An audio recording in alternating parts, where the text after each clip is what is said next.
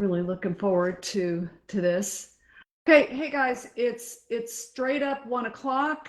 Um, we've got a small group in the room, but that's how it works. Sometimes we're gonna get started. I just want to give a few general announcements for Pride Month. Then I'm going to hand it over to Sherry and the panel. First of all, thank you for being here. We're really excited to, just be with an organization where we're able to deliver a program like Pride Month. We've been following in the steps of our Black EXP network, and our Latino group had a great Hispanic Heritage Month a few months ago. And so we watched closely some of the things that they were doing, and it's just really fun to learn from our other colleagues, and they've been helping us with just a few tips for what worked for them. And it's just really cool that we're part of an organization where we can pull together like that and really utilize our resources and help each other, and to be part of an organization that takes their logo online on our workplace platform for an entire month and makes it a rainbow. So can I hear a few woohoos or claps for that? Because I think that that's really cool. Awesome. So just a couple things on the schedule. Today's the Next Gen panel. I'm gonna let the group talk about that. Heads up on next week. Really want to encourage attendance next week. Next week is the Housing Equality Panel, how housing policy impacts our clients, our businesses, and what we all need to know. And one of the reasons I'm really highlighting that panel is of our Pride Month programming, it's our one outside guest is actually part of that panel. So it's a panel, but that panel includes Alexia Smokler, who's the NAR Senior Policy Representative for Fair Housing. So I'm really excited that we're pulling that together. It's going to be a great panel. So same time and place next week. And then the 5th Wednesday of the month, June 30th, it's the Pride Network Techie panel. So it's going to be 60 minutes of rapid fire tech tips with some really crazy, amazing tech talented agents. So I'm really excited about that. But then I'm doubly excited about on June 30th, after our session, is when we have the 2nd annual Pride Parade in the world. And that's going to be a hoot. And it's a little bit of a hot mess, but it's hilarious. And then we end the Pride Parade at the Pride Disco, and we have a live DJ in the Pride Disco for a 45-minute little dance party. And how Pride is that for you? A parade and a Pride Disco. So really want to encourage. We need all of your help to promote the opportunity and spread the news and pull people together for the remainder of our events. So our sessions are all live streamed. Those live streams show up on the Pride Network and Workplace, and then a couple days later, it lands on the EXP YouTube channel. On the YouTube channel, there's a One EXP section, and they're posted in there. There's a playlist for One EXP. And we're posting the links in Workplace, so it shouldn't be hard to find. Okay, so with that said, I am going to turn things over to my friend Sherry Swift, and she is going to introduce the panel and get things rocking and rolling. So let's do it. All right. Thank you so much, Julie. Good afternoon, everyone. I hope everyone is doing amazing this afternoon, wherever you are in the world. I am so excited to talk with these amazing, amazing professionals about what it is that they are doing in order to impact growth and change in their lives and to impact the market. So how about we jump right in? Just as a little background music, for you all. I am a national coach. I've been coaching and training realtors for well over 2 decades. And so it is always my absolute pleasure to reach to people who are in the beginning and the middle and the lower end of their career, where they are just getting started, but breaking through and creating amazing strongholds in the market. So this is absolutely my pleasure to have this conversation. So where I'd like to start with Maya and Ben is with a little bit of introduction. So what I would love it for you two to do is I would love it if you would introduce yourself.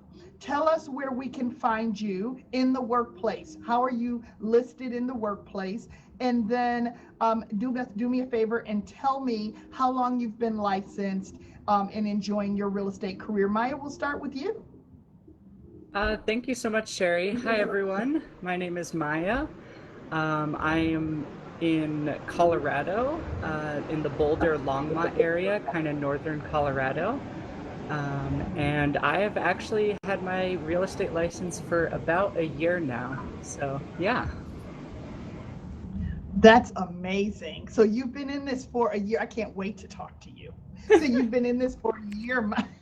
You've been in this for a year now. Congratulations. Thank you. And then, yeah, I'm excited to learn so much more about you. And then Ben. Yes, Ben Lobby here. I am based in Central Florida, Orlando, born and raised, Florida native. Been in the real estate business for 6 years, with EXP for 3 years, and I'm a team leader for a team of 15 agents. Okay, that's amazing, Ben. I'm really excited to learn more about you as well and how you've scaled your business. So if you don't mind, Maya, we'll start with you. Tell us, give us a brief description of your business. What exactly is your focus? Where, who are you in the marketplace? Tell us about your business. Yeah, and then real quick, I think Randy is here as well, if that's correct. Oh, am I missing somebody? Hi, I'm Randy. How's it going? Yeah, there we go. Hi, Randy. I was like, I think there's a third. Sherry. Thanks, Maya. I appreciate that. Randy, I apologize. I guess I was thinking I didn't see you. No worries. No worries. I'd love to hear what you and Maya are discussing. So I'm all ears. So I'll just be right here. Why don't we back up? Yeah, why don't we back up for a second, Randy, and have you introduce yourself? You're part of this panel. I can't wait to hear from you. Tell us who you are, where we're going to find you, and all that kind of good stuff.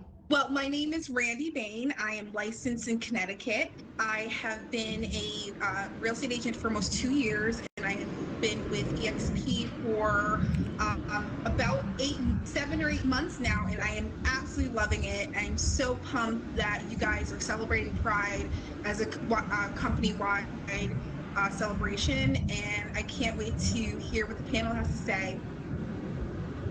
That's amazing. Thanks for coming in, Randy. And I feel the exact same way.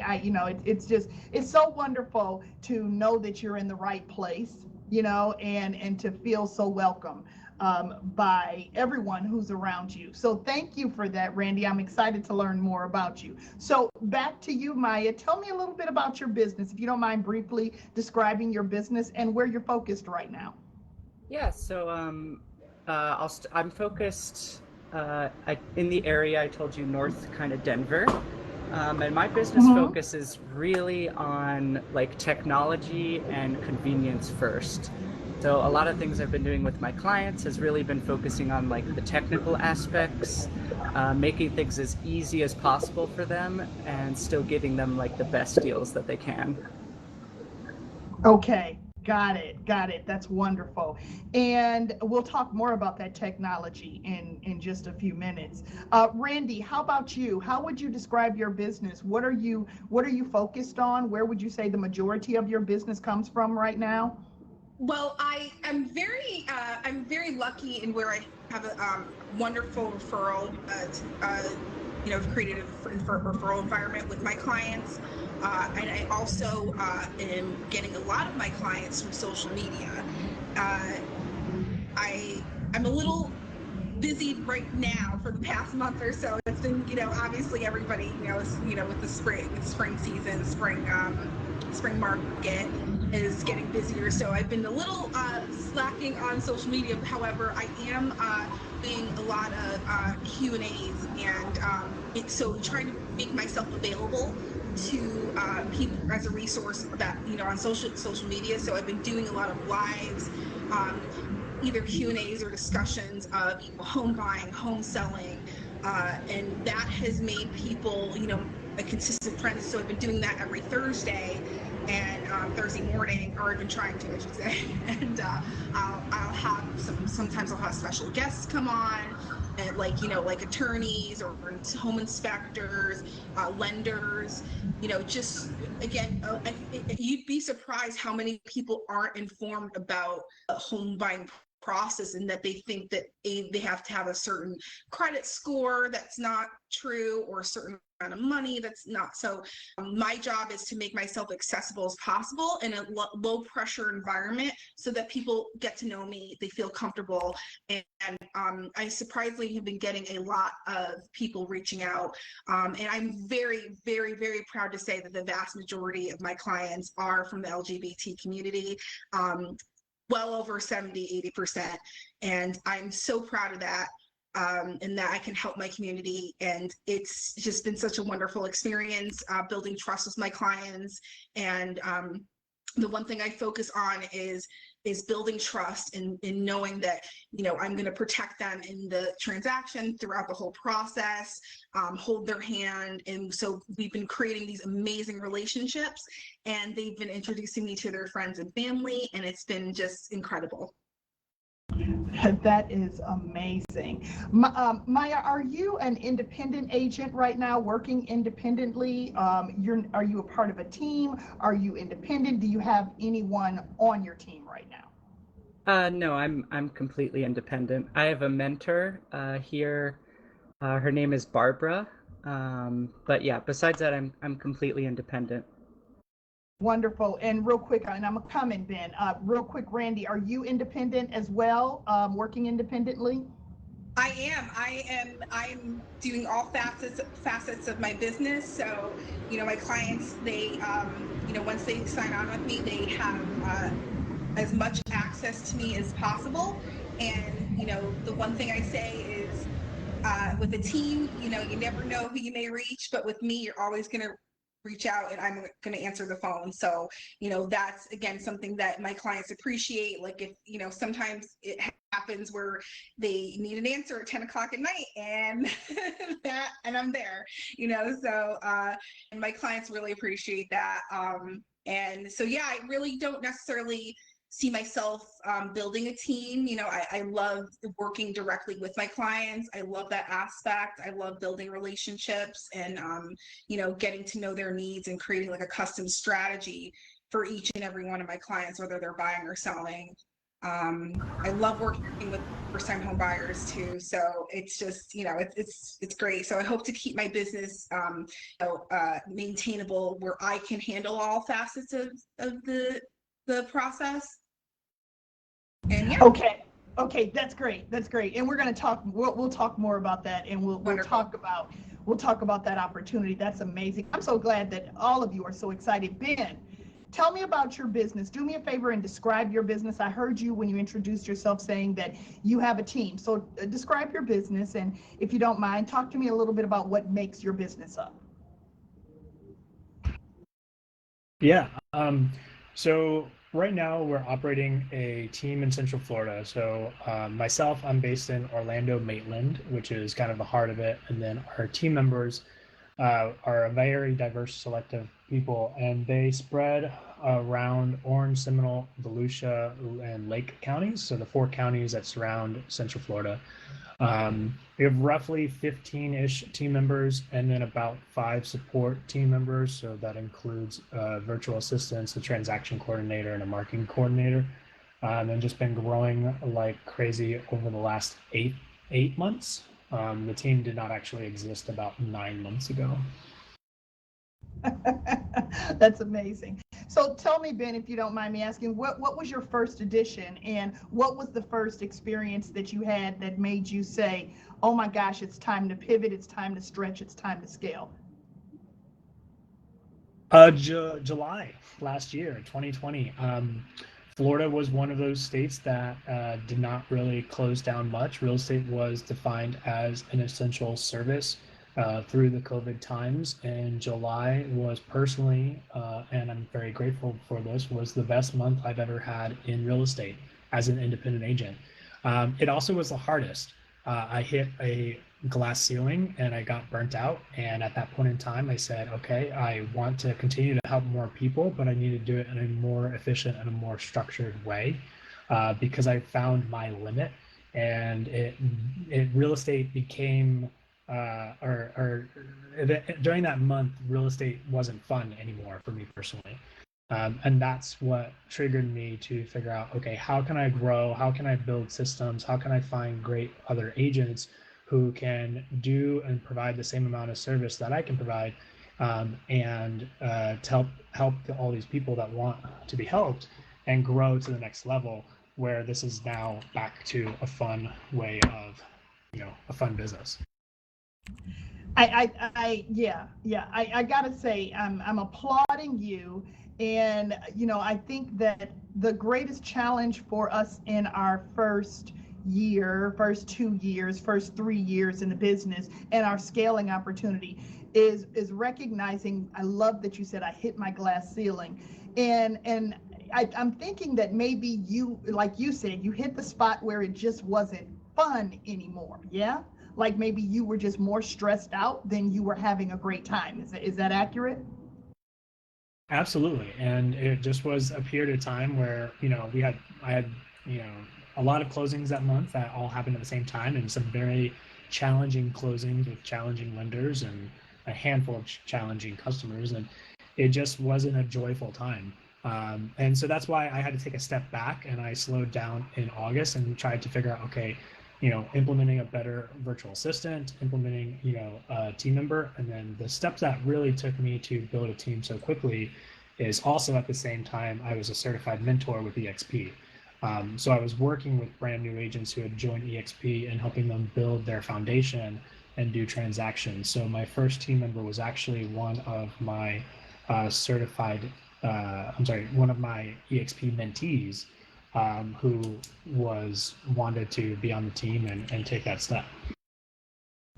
That's amazing. The beauty of who we are, the beauty of our organization, it is so easy and natural to scale and to change other people's lives. So congratulations on that. I can't wait to talk and to continue to get to know you a little bit more. So Maya, I heard you say the majority of your business is a good number. I think you said, you'll have to remind me what percentage of your business comes from within our community, within the LGBTQ plus community. What would you say, and this goes out to all of you all, and I just kind of want to go across the stage, what would you say is the main source of your leads and your clients right now? And then what are you doing to make yourself available to those people? I'll start with you, Maya. Yeah, and I think it was, I think Randy said that, but I am also very similar. I'd say about 80% is all LGBT. One of the biggest struggles is definitely clientele. I think especially starting in this pandemic. I don't know about other states, but I know the whole US is going through a big housing shortage, and it's making things really difficult. But the main way I end up getting clients, and I'm working in like the LGBT community, is I'm a part of a lot of different local LGBT groups. So for example, in Boulder, we have the LGBT Community Resource Center, which I volunteer and help out with a lot. And I get a lot of clients just from that. I just kind of, you don't even have to be like straightforward. I just kind of casually bring things up, and that gets people interested. And kind of the market I've been trying to fill is, I just feel like in the real estate industry, there's just not as many LGBT realtors, or there's just not very much diversity, and I think a lot of people are looking for a lot more diversity. A lot of my clients have been like, yeah, it's really great to work with someone who kind of understands our needs a little better. And I just think that's really amazing to hear. And I think it's just really amazing that our company as well kind of like it really celebrates the LGBT community in such a way. And I'm super honored to be here as well. That's wonderful. And so, if you don't mind, Maya, other than within the LGBTQ plus community, what would you say is your second and then third source of business? Where are you gleaning most of your opportunity? So I actually do a lot of my opportunity through ads. I do a lot of targeted Facebook and Google ads, and that's kind of how I spread out and am able to connect with people, especially in this area. And in the beginning of my business, I was targeting a lot of buyers and sellers at kind of the same time. But just with how the market is right now, I've very much shifted, and I'm really targeting sellers mostly. And it's really like right now it's a really great opportunity to sell. People are making tons and tons of money off of their homes. In Colorado, I mean, every house sells for like, I feel like twice the value in cash in like 2 days. It's kind of insane. But yeah, so what I've been really doing is focusing on like my ad campaigns. So I run a lot of Facebook ads and Google targeted ads that really target people who are looking to sell and looking to kind of cash out in this really seller-led market at the moment. Yes, it is seller-led. And I heard you say at the beginning of your description that you said, I don't know what it's like everywhere. And what I'll tell you is, as a national coach that represents people that are stretched out everywhere, it is low inventory everywhere. It is highest and best everywhere. So I am really super happy to hear, Maya, that you've made an adjustment and that you are focused on working a little bit more on your listings. It might make things a little easier, right? So thank you for sharing. Yeah, of course. Yeah, I worked with a few buyers in the beginning, but I mean, just with the market and how it is, buyers agents it's just really hard to close a buyer deal at the moment. So I think that's when I realized I had to really make a shift and really focus on the seller market, at least right now, until the market goes back to normal, if it ever does. If it ever does, right? Exactly. Randy, same question for you. What would you say is the main source of your leads and your business? So I would definitely say,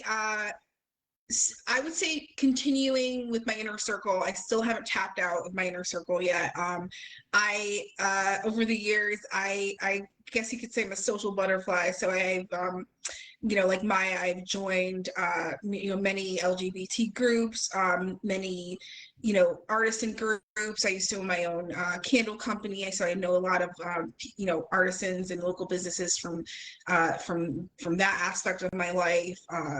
Just masterminds, coordinators for queer groups myself. So I've been able to amass these amazing amount of people in my life that know, like, and trust me already, and are willing to either work with me directly, or if they know somebody that is in need of my services, they can vouch for me without a doubt that I'll go above and beyond as far as customer service. And that's one thing I feel like my clients appreciate, is just the fact that my attention to their needs, and anything I can do to help them. A lot of times, even though you're working from home, there's even just making a little phone call for a client they appreciate. I would say secondly, I am getting, like I said, my from social media. So me making myself present on social media. I've actually made clients from my non-inner circle, with that, which is incredible. That like, you expect to reach out in your friends list and whatnot, but the people that are reaching out to you that don't know you and that are in your, that's incredible to me. So I'm always grateful for that. And as well as in person, I think my strongest suit is, connecting with people in person. Unfortunately, with COVID, it has been a little tough, but we're getting back to that. So I've been, going to more social events, networking events, not necessarily like directly networking, but, just making myself approachable. And even if somebody just has one question about real estate, or I'm like they're thinking of selling, or I'm like dude, let me send you a comp. We can have a 5-minute chat, no pressure. You don't have to sign with me. If we don't work well together, it's not a big deal. And so I think my clients like that. I make them comfortable, and then they're willing to recommend them to their friends and inner circle as well. So so those are so far the few. I do want to get into I do want to get into Google ads, Facebook ads. I do want to use some actual advertising dollars down the line. I have been trying to get more listings as well. I love buyers, so it's for me, I love working with buyers, especially first-time home buyers. So for me, that's kind of my wheelhouse. But I think listings are great, and trying to get as much profit and sale above asking for my clients is wonderful. So I've been really trying to diversify that this year. And yeah, just pretty much trying to be open, and with anything that's that's an opportunity. That's awesome. What I heard you say that kind of stood out to me is that you're working like BNI groups, business to business groups. So it sounds like you're doing a considerable amount of networking as well. Absolutely. So I haven't directly, I actually tried to get into BNI this year, which is quite difficult. And so for me, I've had to be a little more resourceful. So joining some business networking groups that are local, that aren't necessarily BNI, but they have essentially the ideal customer that I'm looking for, people that are not necessarily young, but first-time home buyers, or transitioning to a bigger home, or a condo, or something like that. So I try to make myself accessible. I just actually, so I went to a flag, what is it called, a pride flag. They had the town, Shelton, that I live nearby. I found one of my clients. I found them a house a year ago in the midst of all the pandemic in Shelton, Connecticut, where now it's impossible to even get a house under $100,000 over asking. I was able to negotiate a really good deal for them, and they're a same-sex couple, and one of the guys, he actually went directly to the mayor of the town and was like, we need to have some sort of presence for LGBTQ here. So they had a pride flag ceremony today. I attended. I was so proud of him. He's already making waves in the town, and just by again, making myself social and present and friendly, and able to answer any questions, I was able to make a connection with a new client today. So, it's those kind of things that where if you just make go out and make yourself available, you never know what it may lead to. So I love those types of things. That's right. That's awesome. That is awesome. And also, as I make my way over to Ben to find out where the majority of his business comes from, what I'll say is, listen, there's nothing like creating your own version of a BNI group when you can't get into the already organized BNI group. I have so many clients who've made a decision that they're going to grab one person from this place and another person from this place and another person from this place and create their own group. So when you can't get in, you create a space, right? So Ben, tell me, what is the greatest source of your leads and clients?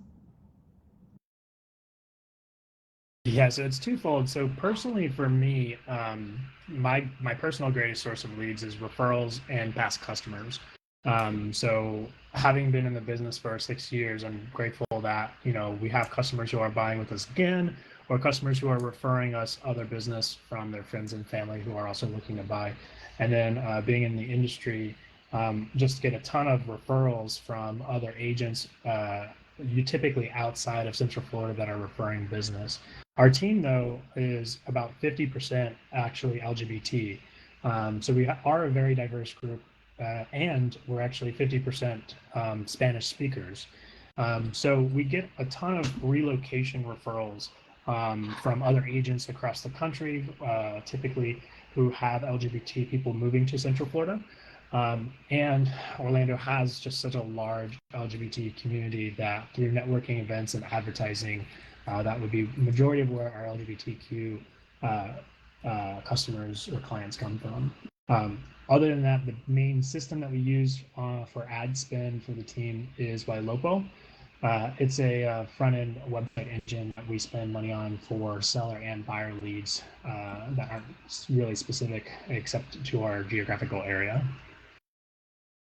And it's mention that again if you don't mind, Ben. It's called Buy Local. Ylopo, Ylopo. Okay, wonderful. So one thing that this is a gold mine. I hope that there's so many people that are listening to this and that will plug into this because there's so many amazing ideas that are coming from this. I heard that every single last one of you lean, without saying it this way, you lean into your database. You have businesses that are heavy referral and connected within community, and and so you're leaning heavily into your database. Where does your database live right now, and how are you managing that? I'll start with you, Maya.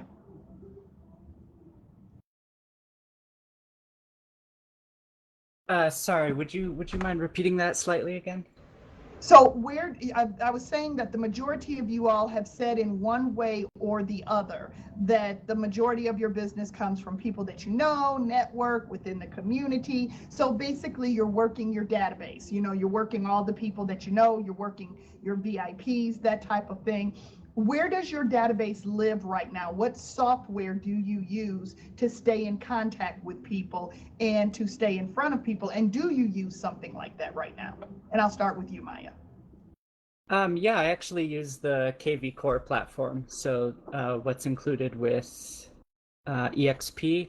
I've done a lot of research on KV Core. I've kind of learned its ins and outs, special things you can do with it, and things like that. So my entire database is on KV Core.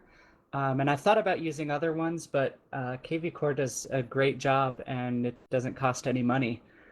So yeah, I keep everyone on there, and then I like to set up like little reminders and things like that for me because I can't remember everything, unfortunately. Right. So I often have like little calendars or little things that are like, hey, don't forget to talk to this person. I'm like, oh yeah, I really need to message them. So yeah, and then I have a special group mainly for my sphere, and people in there I don't usually market as much to, but those are kind of things where I try to set reminders where I'm like, hey, let's go meet them in person and things like that.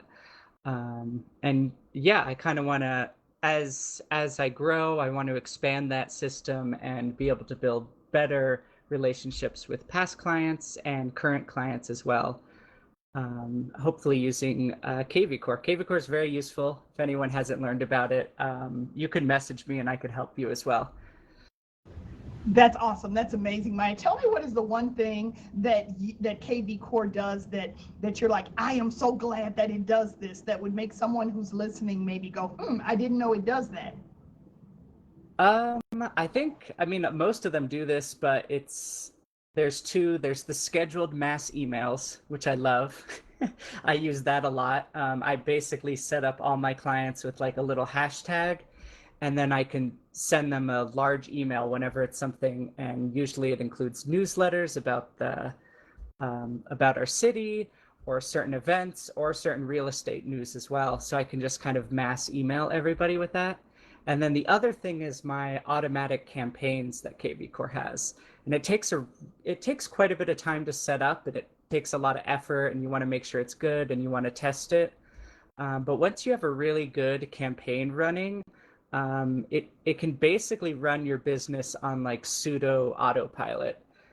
It can really do a lot of the heavy lifting for certain things. It can like send out messages or set reminders for you or send them information at certain times when um, you otherwise wouldn't be able to, or it would just be harder for you to remember that with so many contacts to sift through.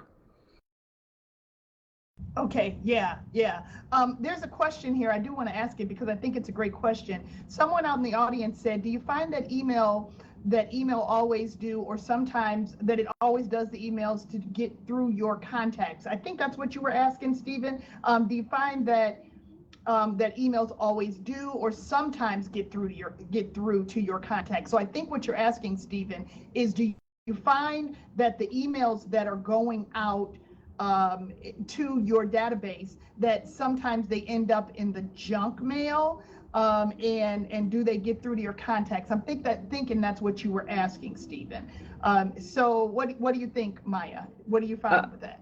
I would say, yeah, that is actually a problem at the moment. One of the ways I've tried to get through it is you can it as long as I think if you have like an unsubscribe to this list somewhere in the email, places like Google and things will try not to flag it as spam. But that is definitely an issue sometimes. I will usually try. If someone is not getting my emails, I actually use two emails for real estate. One is my EXP email, and then I also have a separate Gmail account. And the Gmail account tends to not get blocked as much. So that's one of the ones I usually use just to make sure people are actually getting the email. That's a great hack. I find that as well. So that's good stuff. Ben, what would you say? Where do you keep your people inside of a database right now? And if so, what database management system, what CRM are you using right now? Absolutely. No one should be working without a database.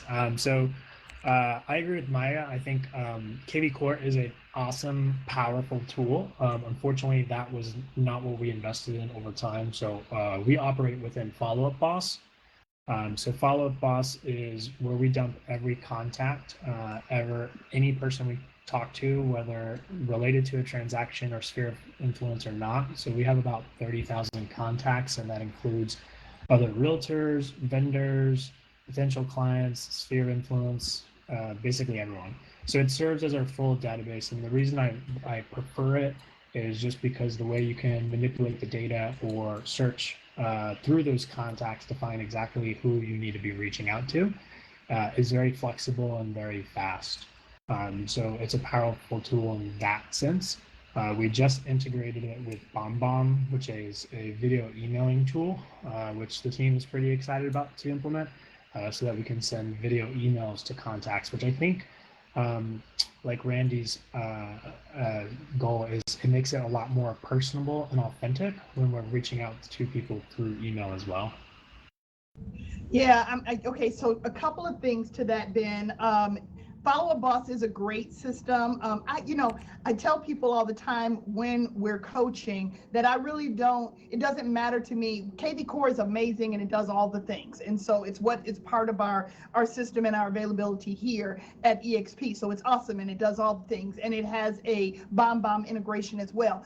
So yes, you're right, Ben. I can't even imagine anybody not operating with a database, because that's how your business grows, and it's the engine of your business, and it's how you strategically and systematically keep up with your people and stay in front of them.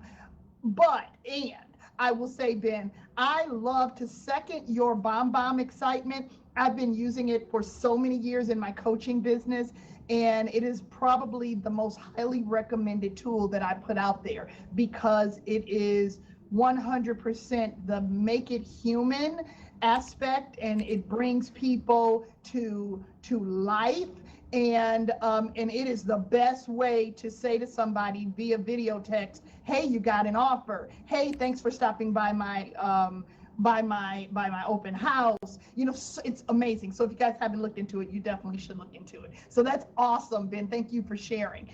And then finally, Randy, what CRM do you use? And tell me a little bit about how you're using it. Hold on, I don't know why I'm walking off stage. Sorry about that. I didn't mean to offend you, Randy. Nicole had to show me how to use the. I'm coming back, y'all. I'm coming back. Okay. So Maya, I definitely would love to actually talk to you, because I do want to, get invested into KV Core. That's something, because I'm still 8 months in with EXP, I have not been able to,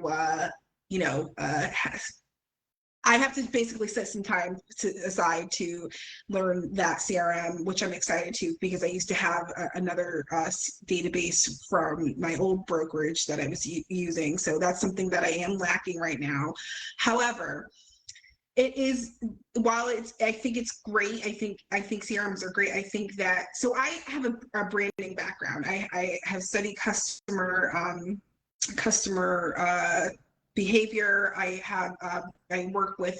used to work with clients to build branding strategies and marketing strategies, social media for them. So that's something that I'm always defaulted to rely on. So, and to me, it's something that feels more organic to have like a one-on-one conversation via either text or social media or private message or comments with my clients. So as soon as one of my onboarding processes is actually to follow them and friend them on social media. That has been a key component to building relationships with my clients. That way they can invite me to events, they can tag me in information, I can tag them in information. It feels like an organic way it's not something to me that, I hope it's something that is sustainable. But again, I have goals of also just really developing a relationship with my clients. So I am investing a lot of time into texting and calling my clients. I am investing like just personally, not without reminders, just doing it organically, because if something that comes up that reminds me of that, like I just tagged one of my clients in like a farmhouse, design for a house that I thought they'd like, just because they came top of mind. So my clients are like very, front of mind to me. So I know it sounds, not a good way to invest your time, but I do invest my time in going on social media and seeing what my clients are doing and supporting them in that. And that's something that has made a huge difference, to be honest, because while I think email is great, I think video is great, all that kind of content. I have seen, that, like Maya was saying, there has been a little bit of a decrease in either the readability, the readership, or the spam, with emails. So that's something while it's an important part of the business, I do try not to rely on them 100%. And, for me, it's more of an investment to text someone directly, go to their, baby shower, their birthday party, if they invite me, that kind of stuff, and show up. So those kinds of things that I really take time and integrate into my, by maintaining my customers, my client base. I got it. And I completely get you. Here's what I'm going to do. I am so glad to meet you, Randy, because what I'm going to do is I'm going to watch your career. I'm going to watch your career and watch it continue to grow, because I got to tell you, I've coached thousands and thousands and thousands and thousands of realtors. I love your passion. And what I love so much about this panel up here is that there's a different layer of production on this panel. There's so many different layers that are represented here on this panel. And what I can tell already, Randy, is that your energy and your enthusiasm, you're going to eventually run into a place where maybe there's a possibility that so many people love you that you are not going to be able to do every little thing personally. So when you get to that space, just keep an open mind, because some of these tools are like, whoa, you know, they are amazing for you to be able to leverage in that way. Growth will make you think differently around that. So just, I can't wait to watch you grow, right? So Maya, tell me, what would you, if you had to identify what was your greatest contribution to your success thus far? What's been your, if you had to like pinpoint one thing that's been the greatest contribution to your success thus far, what would you say that one thing is? I really, I kind of hilariously want to say my partner, and I know it's not exactly your answer, but one issue I found is that motivation, like it could be really, I think you can really easily like get demotivated in this business, especially if something goes wrong or something doesn't go your way. But my partner has always been like, no, just like she's always been super supportive and been like, just do this and you'll be great, and like you don't have to worry about these things. And honestly, I think it's just the motivation and the will to be like, okay, I'm gonna pick up that phone today. Okay, I'm gonna do this and this today. I'm gonna I'm gonna email these people today. I think that is the real reason for the success. Without that motivation, you're not gonna go anywhere. And the accountability too, as Julie said, my partner holds me very accountable, in a nice way, but still accountable. Yeah, that's fantastic and real. You know, our circles in our industry is so very important. It's important to have people who understand how hard we work, our crazy hours, and most importantly, who understand that we have to show up as the best version of ourselves every day in order to attract other people, right? So I think that's the perfect answer, Maya. Ben, what would you say has been the greatest contributor to your success if you had to pinpoint one thing?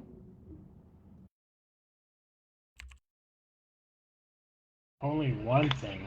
God, that's hard. I know, right? Um,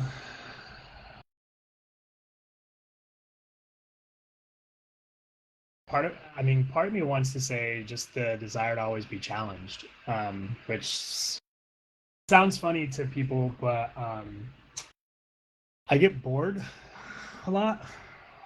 It never seems like that, but I actually get bored of doing the same thing over and over and over again. So anytime I'm repeating a process or something or an activity, I try to figure out a way to how to automate it. And part of getting bored is never really settling or thinking that this one method is the best and only way to do it. So when I'm a part of other organizations, I always come to the table with the question of how can we make this better, or how can we improve on this?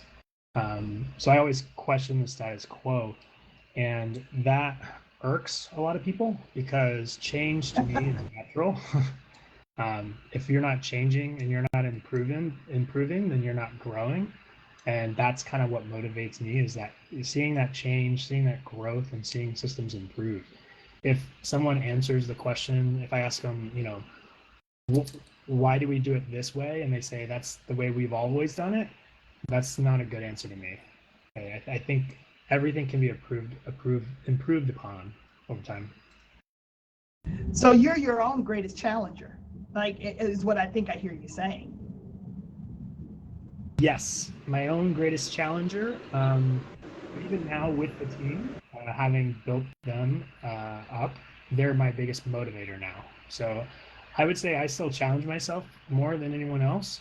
But the team and having, 15 agents and 5 support team members, and so 20 people total that rely on me or look up to me and I just want them to better their lives, right? So I really work on behalf of the team, and I ask them that same question.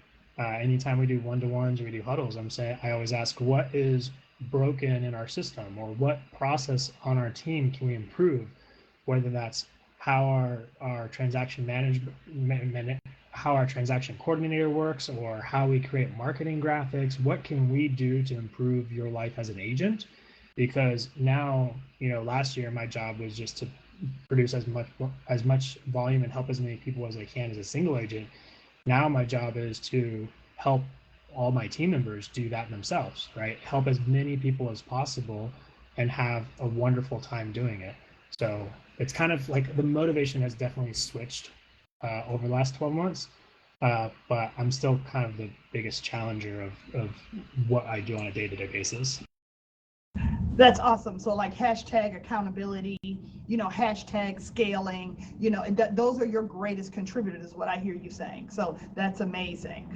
And then finally, Randy, what would you say if you had to identify one thing that has been your greatest contributor to success? I'm sorry. I'm so sorry.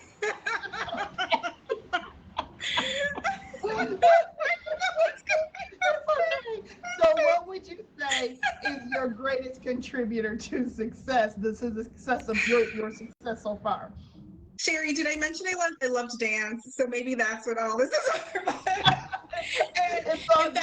and back to your other comment, I hope that I get to that point where I need to introduce CRM. I am planning on doing it sooner rather than later, and I do hope that is a big problem for me going forward. So thank you for saying that. I hope that isn't I'd be grateful if that were a problem, but I definitely want to scale as best to my abilities with myself. But I do have to say I can't say just one, honestly. I think the first, like Maya is my partner, Monica.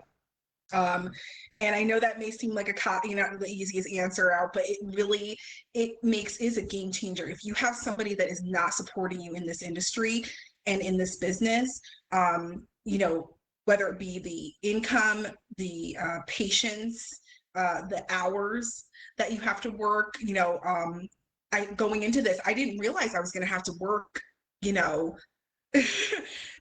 12 plus hours a day, and and in sometimes not even have a day off in some cases. And that's, and I haven't even gotten to the most, the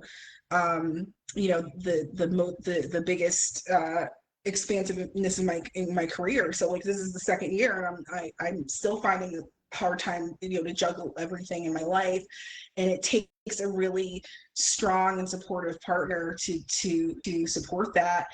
She's a business owner herself, so she gets the demand and she gets it. Sometimes you don't have to you can't turn it off, but the one thing she loves seeing me thrive in this industry. She believes in me wholeheartedly. Like when I first, her dad was a realtor. He's retired now, but he warned her. He was like, just so you know, like, wait, you're gonna have to at least carry the weight of the income for the first year or so or two, because she's not going to sell anything.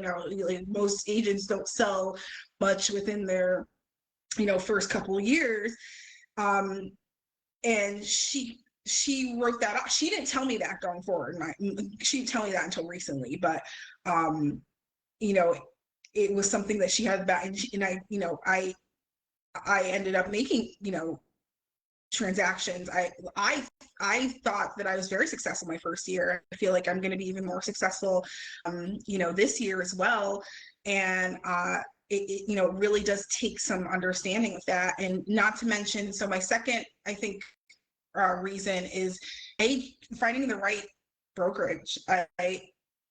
With EXP, I'm able to get weekly coaching by the person who sponsored me, Steve Merritt. He's out of Chicago. He does weekly coaching for everybody he brings on.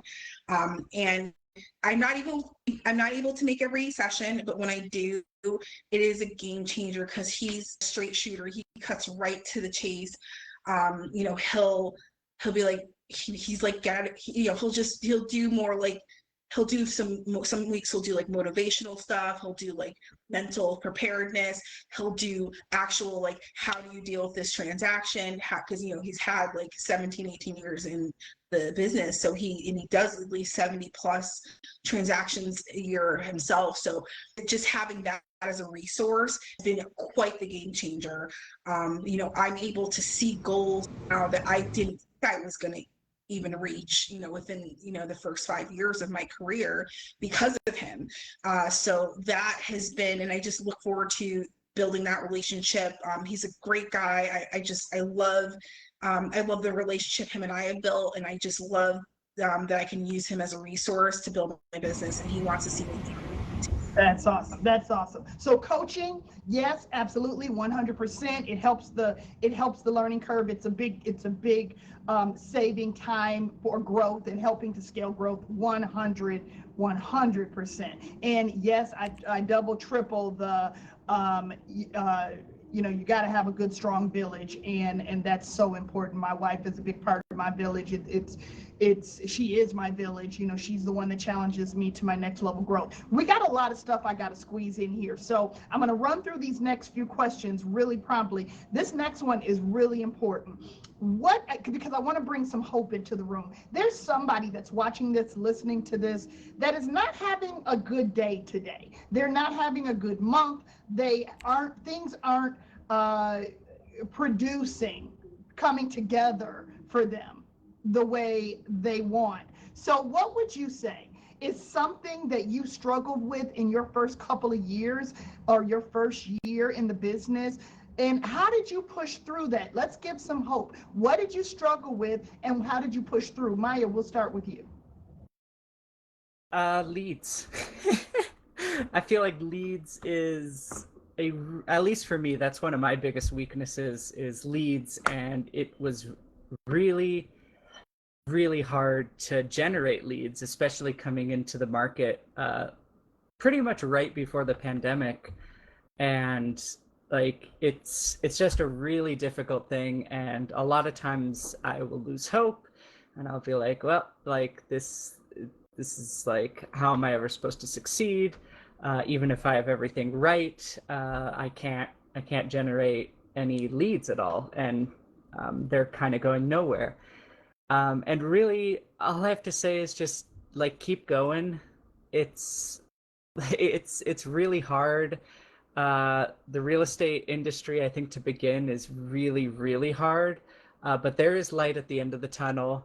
And I think keep learning, keep trying new things is the most important thing. If something's not working for you, don't do it. Like I did cold calling for a bit when I started, but I hate cold calling, and I know some people really like it, like Sherry, but I can't do it at all. And so like that just wasn't working for me, and so that's why I changed it. And I think it's just try all the different ways to generate leads. Talk to your sphere. That's a really important one if you haven't done that already. And then I would trying things, and you don't have to do things you don't like either, like cold calling, unless you really like cold calling, in which case I don't know. Right. I love that. You're right. You should find your thing. And give yourself permission to lean into that thing, right? Yeah. But I love the fact that you said, listen, I struggled with leads in the beginning. So knowing that was the thing that you struggled with, Maya, knowing what you know now, what would you immediately do different if you were starting over today, knowing what you know? What would you do differently to get leads? Immediately, I would, I think for me, it'd be immediately ads. I know like ads can be the most intimidating because it costs money and things like that. But for me, my first thing would immediately run ads and immediately target sellers. I know some people have a lot of success with buyers, but from my experience, it's actually been easier for me to get started with sellers and working with sellers than it was with buyers. So first thing I would do is look up how to set up seller leads, what are good seller leads, what you should and shouldn't do, because there are a lot of things you shouldn't do either. and then kind of start there. That's where I've had the most success. Perfect. Thank you for that. Ben, tell me, what was something you struggled with when you were just getting it started and getting it moving? And then how did you push through it? Yeah. So the one thing I'd like to say is it gets easier if you're consistent. Year after year, the business definitely gets easier and easier, but you have to be consistent in what you do. When I first started, the most annoying thing that happened to me is I was born and raised in Orlando. So I've been in Orlando forever, like ancient times. And I was a pretty big networker, and my previous job was networking for another company and sales-ish. And so I knew a lot of people, having been born and raised and been in this city. So I had a huge sphere of influence, but I didn't know how to tap into it. And it was annoying because other agents would always be like, oh, you know everyone. You're like the mayor of Orlando. But I'm like, great, well, and they'll be saying, you're sitting on a gold mine. I'd be like, great, give me a pickaxe and tell me how to mine it, because like none of these people are buying houses. Right. So to push through it, part of the process was just to talk to as many people as possible. I always tell the team members, you have to focus on your strengths when it comes to marketing. There are 1,000 different ways to market yourself in real estate, whether it's door knocking, cold calling, hangers, ads, Facebook Messenger, or social events, or whatever. There's tons of different ways to actually market yourself, but focus on what aligns with your personality and focus on what fits you. Personally, for me, I'm a social butterfly. So I love being belly to belly, sitting down with people, having those conversations, and doing it over food or drinks or coffee. And so when I realized that I needed to change my tactics, and I had that difficulty in finding leads, I just scheduled coffee appointments with different people all throughout the week. So there was probably 3 months where at least 3 days a week I would go to lunch with someone, and then I would get coffee with someone else afterwards, and then I would get coffee with someone else afterwards, and then I would get coffee with someone else afterwards, and then I would go happy hour with someone else, right? And so I just put myself out there, and I made that my method to catch up with my sphere of influence, network with other business professionals, whether they be lenders, titles, or attorneys. And I just met up with all of these people and sat face to face and had that conversation, and got introduced to other opportunities and other referral sources through there. Another method is, if you're on the social butterfly spectrum like me, is to do events, but rather than host events, which is a lot of work and a lot of money, invite people to events that you already plan on going to, right? So if you're a part of a community, whether it's a nonprofit or the Realtor Association or anything, right, get involved and then invite your sphere of influence to those events that you are already going to. Probably majority of people won't actually be able to go with you, but they'll appreciate the invitation, and that will start a conversation, right? Because everyone likes to be invited to things and no one actually does it anymore. So if you said, hey, I'm going to this art gallery opening on Thursday, do you want to join me? You can invite 20, 25 people, maybe only 5 will show up, and then you have that one-on-one time where you can catch up with those people as well. But pushing through those difficult times and those weeks, I remember having a week early on where I thought I was doing great. I had 10 customers that I was working with, and like 5 of them were like actively searching for homes, and I thought all 5 were like within 30 days of signing a contract, and in 2 days, all 5 of them dropped. One lost their job, another one got into a car accident, another one, instead of moving, they got word that they were going to move out of state. For whatever reason, these 5 customers that I was actively working just disappeared across 2 days, right?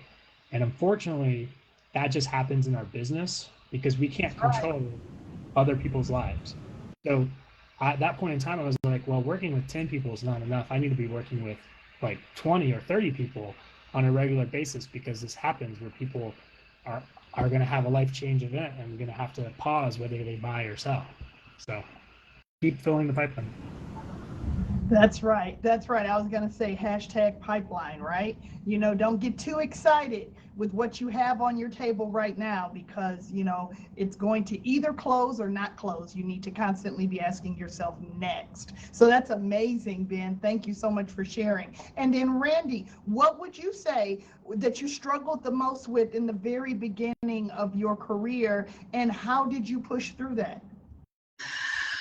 Well, so it wasn't actually necessarily the beginning of my career. It was actually when I came over to EXP. I had gotten very close to my broker from my previous brokerage, or the team leader, I should say. Him and I, we're very good friends, and I trusted him as a resource and whatnot. So he was very surprised when I was gonna be making this move, and somewhat sad, disappointed, like all these emotions that he was putting on me. And there was some other personal things that happened that I, don't really want to get into, but it was a very emotional, sticky transition at first that I did not anticipate. And I took it really hard. I really took it hard. The first probably 2-3 months I was at EXP, I did absolutely nothing. I was so depressed because I felt like I let a lot of people down. I didn't know, I didn't realize how transitioning to a different broker, you know, in a sense, it doesn't necessarily start your career, but restart your career, but you do have to pivot in some ways, and you do have to have this confidence that you can do that. And so I was going through a lot of emotions about that, and I really got depressed about it, to be completely honest.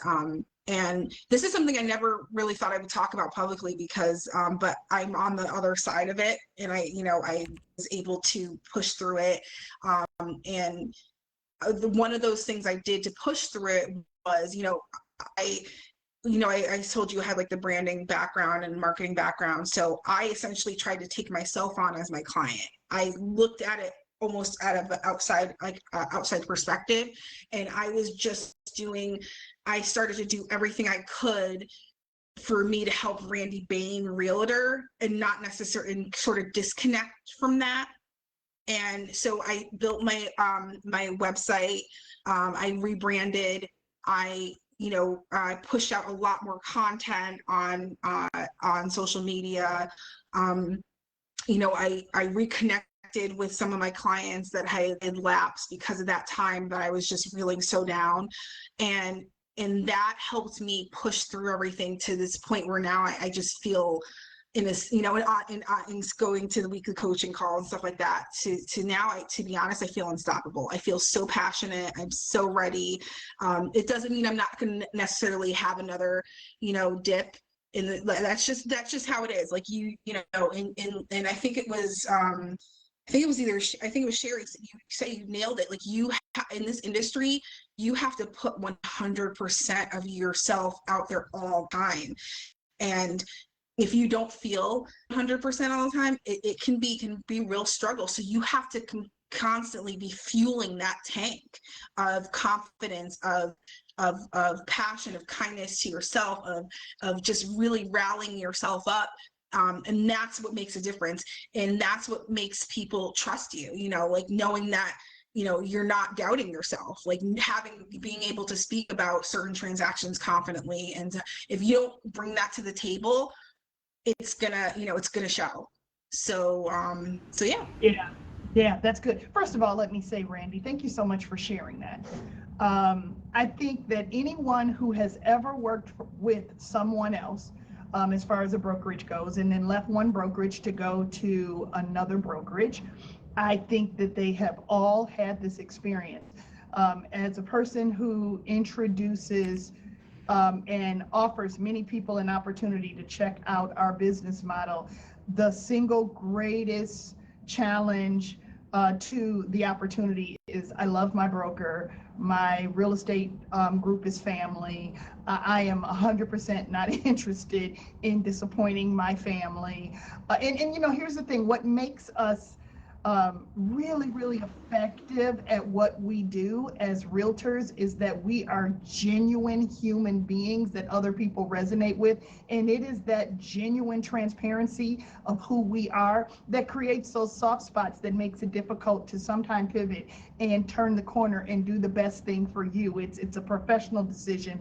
It's not a personal decision. And when you make a professional decision that is the best decision for you, and I don't care if it's coming to EXP or going someplace else or whatever it is for you, whatever is the best decision for you, whoever is around you, you get an opportunity to see just how much of a fan they are of yours, because when they love you, they stand up and they cheer you on and they say, go be amazing. And if something happens and it's not what you thought, come back to me because I'll always be here. And when people don't respond like that, it's not your issue, it's theirs. So thank you so much for sharing that. That was huge. Thank you for that. Sherry, just really quick. I did speak to my previous team leader for my other brokerage just like a week or two ago, and he actually said how proud he was of me.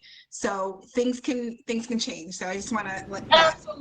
Absolutely. You know, people's immediate reaction to things is not their eventual reaction. Did you hear that? People's immediate reaction is not their eventual reaction. People work their way through things, right? So don't connect yourself absolutely to people's immediate reaction to things, you know? So I love that. Thank you for sharing that. Okay, couple things I cannot leave on the table here. Real quick, listen, you represent, the three of you, the younger of us, the younger generation of real estate professionals, and you're our future leaders. So tell me what you believe sets you apart in our industry. This is a two-part question, and you all are known for having mad tech skills. So what are the tech skills that you are working with right now? We'll start with you, Maya.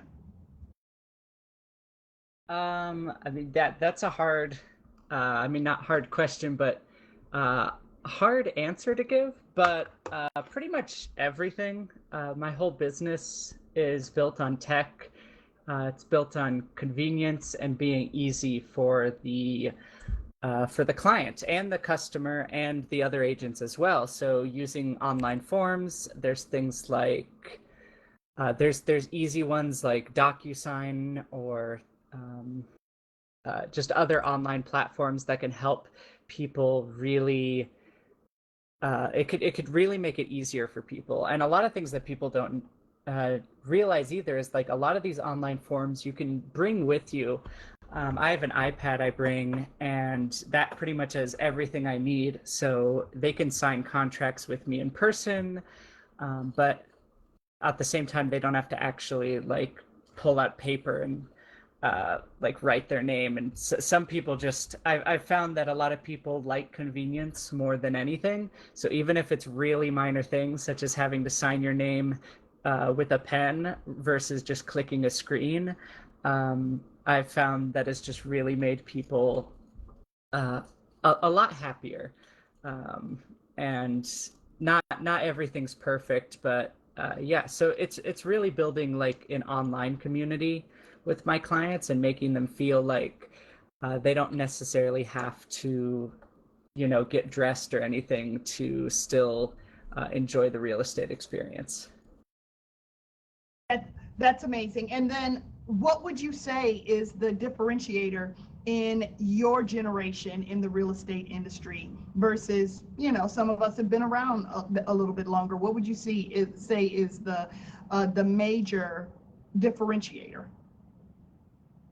The major, I think technology is a big one, and I think preparation for the future. We have no idea really what real estate might look at like in 10 years. There's a lot of big changes that are coming, and I think it's going to be kind of a hard adjustment, but I think people who are younger and coming into the real estate industry are able to make those adjustments a little more. I know like right now, people don't use buyer agents as much. They're more likely to try and do things online, and it's making the job of an agent a lot different than it used to be. So I think it's like the fresh mind being able to see how the industry is going to change in the next 10 years and what we need to do to adjust to that and make sure that our clients are happy and everything, and that we are still making money 20, 30 years down the road, no matter how the industry changes. Absolutely. Flexibility, right? Right? Yeah, flexibility in summary. Yeah, exactly. I agree with that 100%. Ben, what would you say is the younger generation's contribution to the future of real estate and how you all are differentiated? And then what is the mad tech skills and things that you have in your pocket that you are leveraging right now? Start backwards. So my background before real estate, I actually went to school and studied for web design development, and I worked as a freelance marketer and web designer for 5 years before switching to real estate. So my understanding of web design development, integration to other web systems and online tech like that, whether it's forms or automated texting or email marketing or Facebook ads, is a big specialty that has been a huge benefit. So that's translated over well. And then how the young generation is going to impact. I think just because of speed and efficiency through using tech, we've been able to meet customers, who come in through our ads and meet them for, it just doesn't happen every day, I wish it did, but meet them for a showing or three, and then write a contract the same day and have the offer submitted within hours. And a lot of that comes from automating systems and having a very clear, systematic way of doing things, whether it's handling the transaction to close process or writing and sending the offer for signatures, or a document management system so that we know if a customer ever comes back to us and says, hey, where's this file, or I need this information, we have that readily available to them. One thing we do internally, or one tool that we do, is we use Google Drive for everything. So there's a client folder set up on Google Drive for every single client, and we actually share that folder with them, and it showcases the showing information for every property they've ever seen. And so when we go out and do showings, unless requested, we don't actually print anything, because we just send them repeatedly that link to the documents folder that has all the disclosures, the MLS listing, and any other notes related to each property we're going to show them, so that they can pull it up on their phone, we can pull it up on our iPad, and we can kind of go over with it there. So. That is an amazing idea. That's a great idea. I listen to you and I think about when we entered into the pandemic, and some of my more seasoned real estate clients who've been around for a very long time, went into absolute hysteria. And like, how do we do this? What do you mean no broker opens? What do you mean? And so because like, unlike you, Ben, like every place else, it shut down, right? We weren't essential. And it was just kind of like, how do you do this now? And the younger people who were newer to the industry, new-ish to the industry, but definitely younger, they kind of said, well, what's the big deal? And they immediately went virtual. And they immediately went to virtual showings, offers sight unseen. It was amazing how quickly they pivoted. So I agree, I understand, and I agree 100%. You gave out some really great ideas there. Thank you for that. I want to add And one thing. go for it. Related to the pandemic, which obviously was a very difficult very, very difficult time, not only for business but personally. But one great thing that came out of it is it forced people to work from home, and it forced people to learn how to use Zoom. So people who did not understand virtual or video communications before, that were in the workforce, had to learn how to use it. And so it helped us on our side, because immediately we were able to do buyer consults via Zoom. And so we still do them today, and we can do them more consistently and for more customers, because it's more convenient rather than having to go meet them somewhere and walk them through the educational process of how to buy their home. It's worked wonders for first-time home buyers. So anytime someone identifies as a first-time home buyer, our agents know that they have to do a buyer consult, because that consultation where we walk them through what the future, real estate transaction process is going to be like, not only builds a strong relationship between the agent and the customer, but it builds that commitment, right? So that the customer is going to move forward with us and knows it also alleviates like the emotional roller coaster that the customer is going to go on, right? And the more we can future proof the fear and remove that fear that the customer has through the transaction process, the smoother the transaction is going to go. And so we try to do a lot of virtual education up front with our customers. And it's just a natural fit to do something like that, especially being a part of a virtual brokerage like EXP. You all are dropping gold here. You're dropping gold. And so thank you for that. I think there are so many things that will just not go back.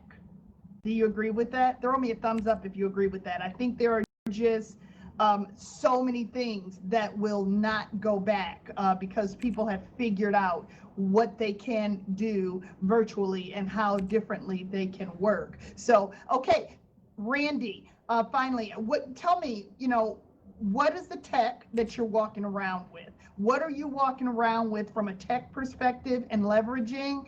And then, how do you consider that your generation is impacting the future of real estate? Well, tech-wise, similar to Ben and Maya, we are doing a lot of paperwork, right online, electronic signatures. That's been a very big convenience for a lot of my clients, especially my buyers. However, I'm very known to, like for example, I have a retiree. He's in his 70s. We were listing his house, and I was sitting at the table filling out his paperwork for him because he just didn't understand the whole process of electronic signature. So that, if any, I have a client that is selling their house in Connecticut, but right now she's in Romania. So I have to, we were filling out disclosures, over WhatsApp. And so that has been WhatsApp has definitely been a great tool for me. In addition to, like I was saying, the live Q&As. I'm surprised that I haven't seen a lot more realtors doing that. The whole name of the game is to position ourselves as thought leaders, as educators, and as somebody that, that we can trust as a trusted resource. So I feel like that's something that in our own local communities, we need to start, introducing more, basically going to where the people are, instead of having somebody come out for an event, do a 20-minute Q&A or pick a topic every week and go over it. And that way people can use that as a resource as well. And just leveraging every opportunity you have to get in front of, people's eyes. So that's what my goal has been. And I want to just keep growing that and making myself as accessible as possible without that pressure filled, like you have to sign. I think that's a big change, Sherry, from generation to, like, I feel like, before there was definitely a lot of pressure to sign with the agent. If you had a buyer's consultation, now it's just like, you know where to find me. I'm here.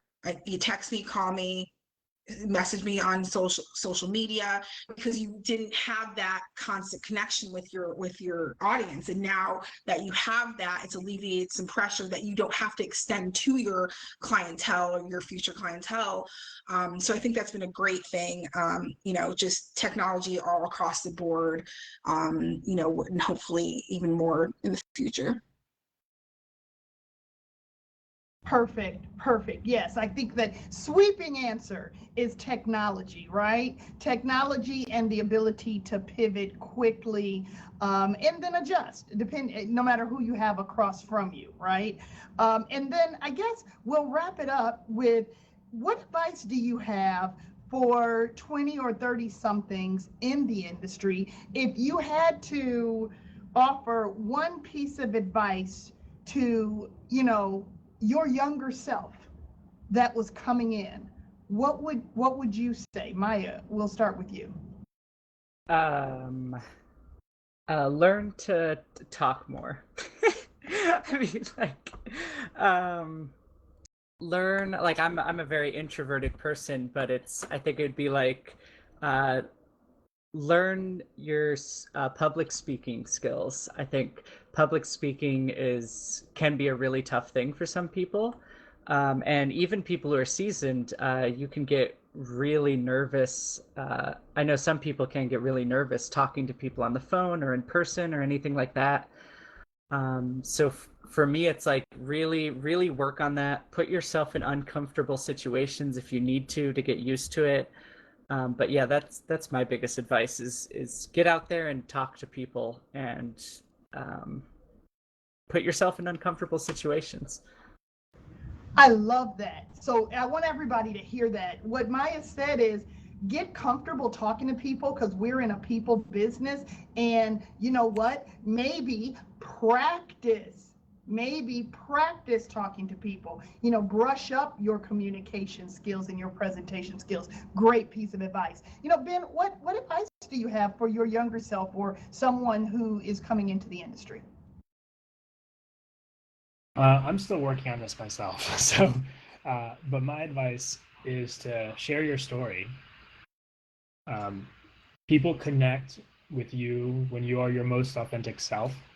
People want to work with us because we are who we are, and we shouldn't ever have to put on that face of being a salesperson, because that authentic connection that you have with your clients and your sphere of influence is the authentic connection. That's the reason why they work with you.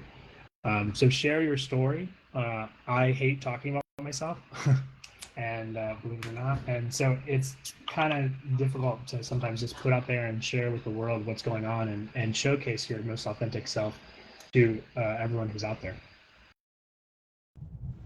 Because you're right, because we attract what we reflect, right? It's funny when I hear people say, I can't stand this person, that the buyers, my friends, my circle, my this, my that. And then whenever I say to people, we attract what we reflect, it kind of forces people to have to stop and look and kind of go, whoa, what does that mean? Well, that means you're reflecting something that's attracting those people, right? So you're right, Ben, like reflect your authentic self, because then you attract a bunch of folks who are just like the kind of people that you want to do business with. That is a great piece of advice.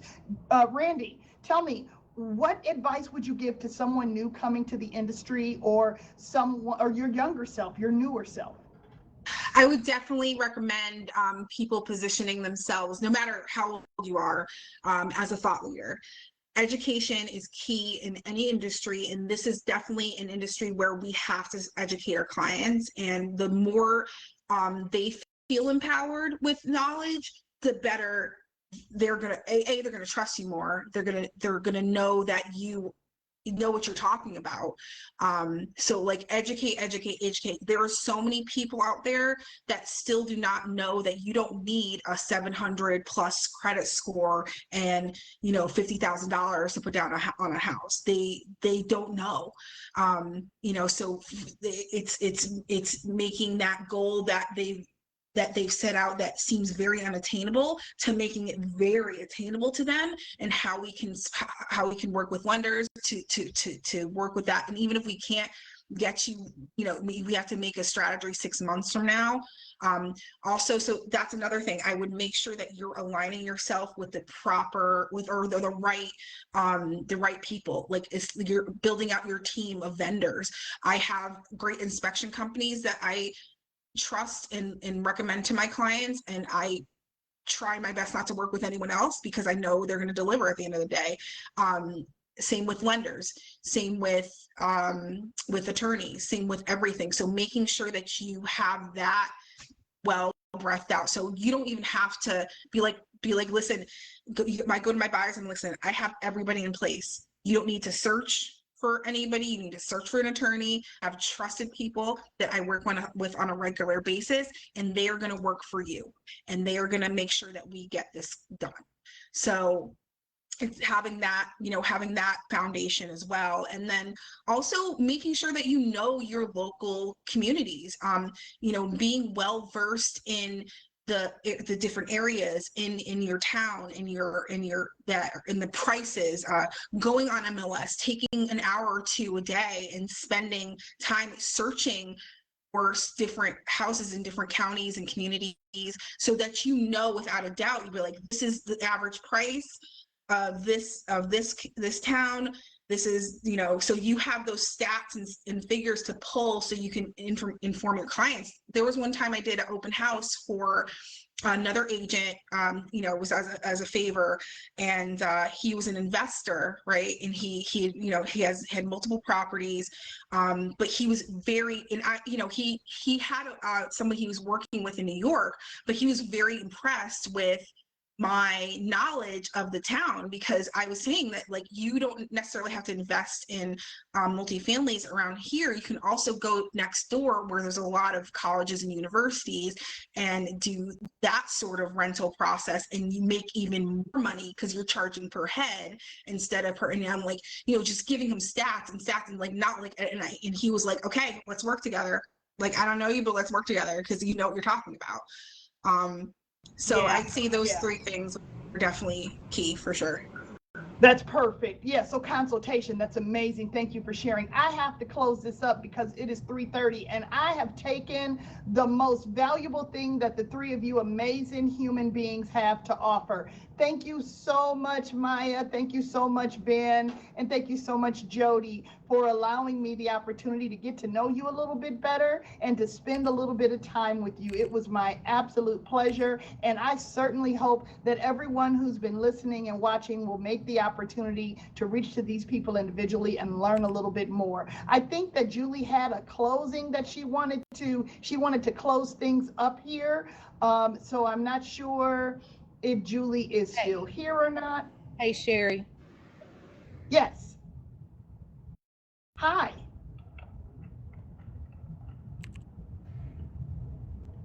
Okay, I just heard somebody say, hey, Sherry. I'm not sure who that was.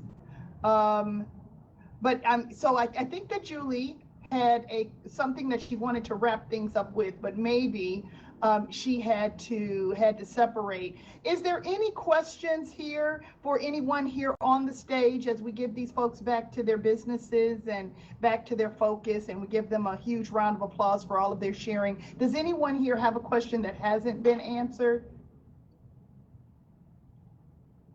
Okay, I see Kenya is typing.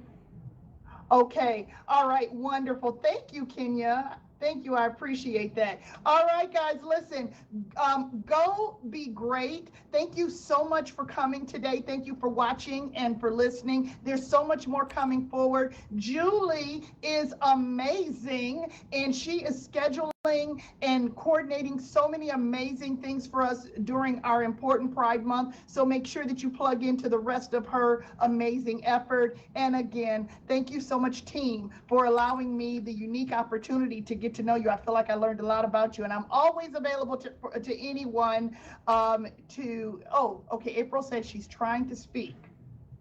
Okay, so I'm gonna stop. Let's see, April. Is it that you're muted, maybe? Is that what's happening here? I'm not sure. Were you closing out? I'll chime in. I was speaking to Julie. She had to run. It's Nicole Borsey. How are you? Okay, I'm good. Okay. How are you? Okay, so I just wanted to do a quick wrap up for Julie. I want to thank everyone who was on the panel. Maya, Ben, Randy, you're all amazing. We're so proud to have you as part of the Pride Network. And so proud to have all of you here who attended. So we have 2 more weeks in Pride Month. So again, Julie opened with how next week is on housing equality. Be sure to attend, share the graphics if you can in your state groups.